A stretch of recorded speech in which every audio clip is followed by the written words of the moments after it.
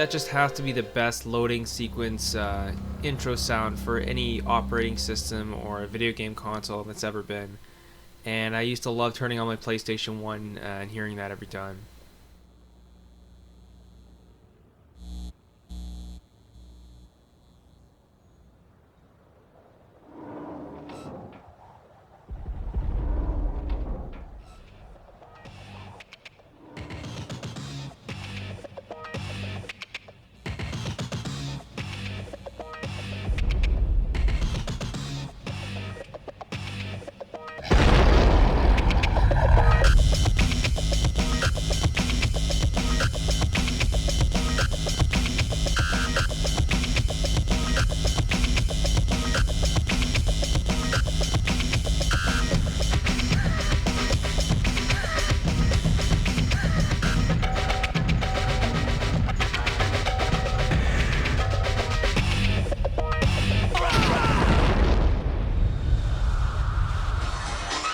So today I'm going to play some Wipeout XL for PlayStation 1, and I'm going to test out my new computer monitor.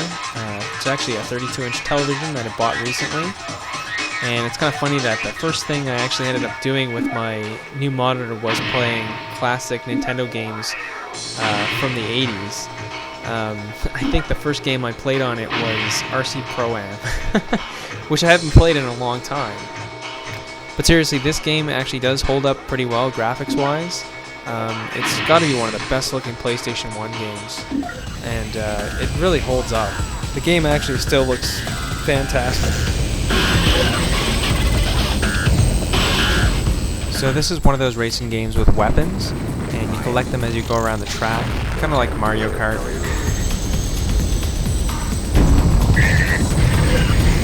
The coolest weapon in the game has to be the Quake Disruptor, and I'm sure it's everyone's favorite. But I was a little bit disappointed with Wipeout 3. I don't find that the Quake Disruptor looks very good at all. I think they kind of put that in as an afterthought, and it just doesn't look as visually impressive as it does in this game.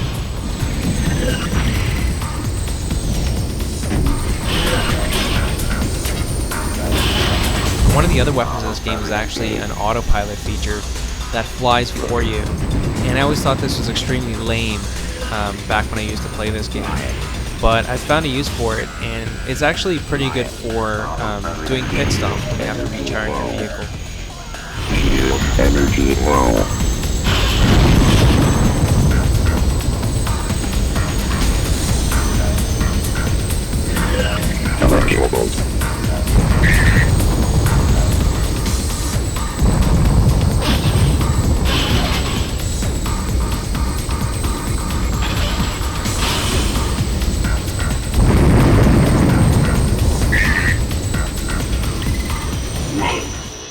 I've been playing a lot of racing games lately, but mostly with a wheel and pedal set, and those can be very involved, and sometimes it's nice to just sit back and relax and play something where you can just grab a controller or a gamepad and play. Rocket.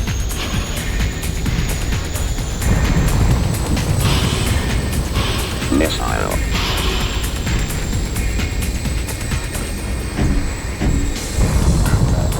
So for this I'm just using a Logitech gamepad, which is basically just a cheap PS3 style controller that I bought to play ROMs and stuff like that. But I've actually bought Dead Space on Steam a couple weeks ago, and because Dead Space is basically a console port to PC, it doesn't really have the best mouse support, and I've heard that the mouse is pretty laggy in that game. But playing with the gamepad is just like playing it on a console. I tried the first Wipeout and Wipeout 3, and for some reason it just didn't click as much as Wipeout XL. The music is pretty good in all three of them, but I think the soundtrack might be a little bit better in this one, and compared to the other two, this one seems to be the fastest from the get-go. I mean, it's so fast. It only takes about, less than a minute to get around the tracks, but the tracks are so well made, and you go so fast in the game. And the colors are just, there's so much color on the screen. The soundtrack to this game is phenomenal. There's only 11 songs, but they all go equally well with the game.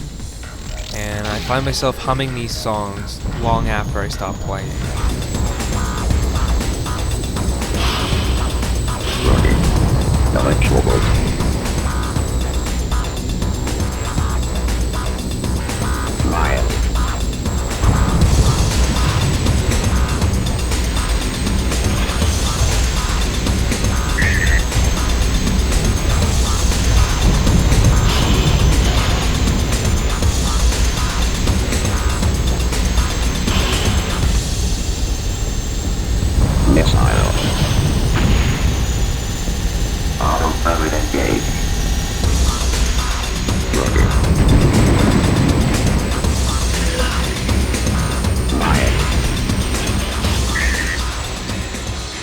So on my desk, you'll notice that I've got a 4-pack of Red Bull, and I'll probably crack one of those open in a few minutes.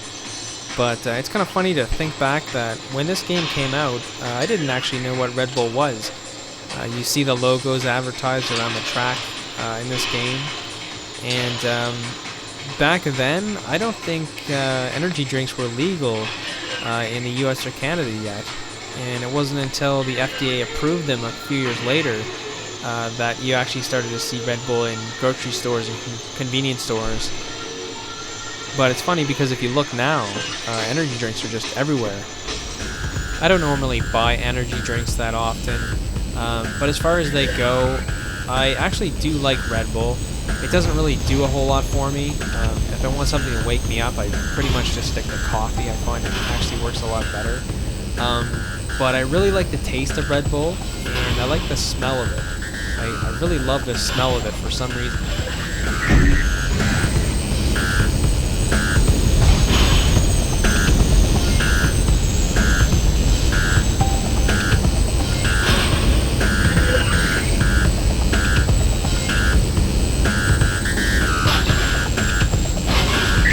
I really like the control mechanic in this game because it really seems like you've got a lot of control over your craft, and it really is more like flying than driving. If you're going downhill, you can dip the nose down to pick up speed. If you're going over a bump or about to hit a wall, you can pull back and lift the nose up, and that'll smooth things out. And you've also got air brakes that can slow you down, or you can use the left or right air brakes to kind of drift around corners. So you've got almost a three-dimensional control over your craft, and it's more like flying than driving, but it's a lot of fun.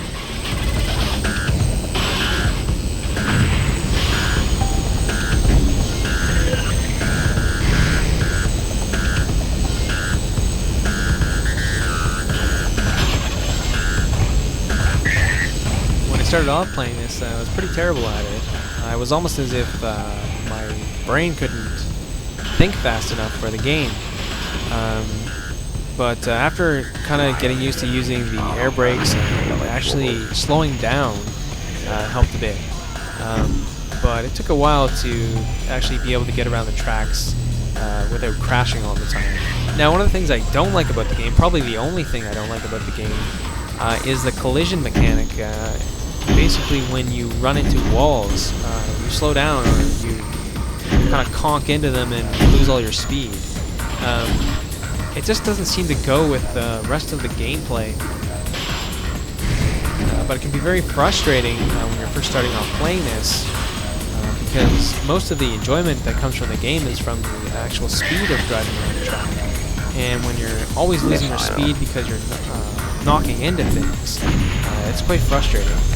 But this game really requires quick thinking. When you're flying around the track, you're making so many minute adjustments to the trajectory of the vehicle.